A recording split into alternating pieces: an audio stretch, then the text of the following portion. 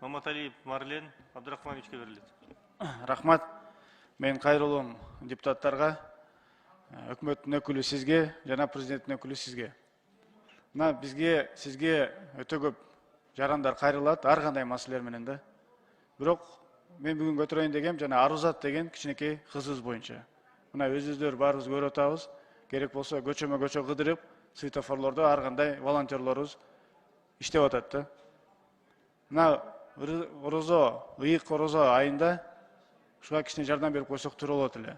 Алмаз Акунжанович, жакшы компанияларыбыз бар. Мегаком, Аэропорт. Мына ошолорго тапшырма бербейлү. Ошолор жардам берип койсун. Андан сырткары министрлик бир күндүк айлык маанайын берип койсун. Президенттин өкүлүнө айтып кетет элем, мүмкүн президенттин фондунан караштырып берип койсоңуздар.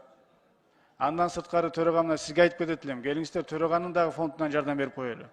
Ал эле эмес, тапшырма берейли, мына биздин депутаттардын айлыгынан добровольно, мүмкүн бир күндүк, мүмкүн 10 күндүк айлыгын, мүмкүн 1 айлык, мисалы мен 1 айлыкты берейин. Мына ушундай нерселерге тапшырма берип койсоңуз, жардам берип койсок. Андан сырткары мына биздин топ 100 бай адамдарыбызга айтып кетмекчимин. Ошонун арасында мына депутаттар да бар. Депутаттар дагы ушул кызыбызга кичине жардам берип койсок. Анткени анын өмүрүнө 2 ай эле калды. 2 ай. Өтө мындай башкача оор экен.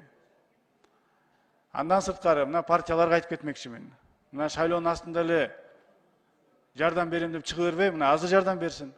Азыр колдон келишинче жардам берип койсо жакшы болот эле. Мына ушуларды протоколдук тапшырма кылып берип койсоңуз, урматтуу төрага. Ушуну өтүнүп кетет элем баарыңыздардан. Жардам берип коелу, урматтуу коллегалар. Рахмат.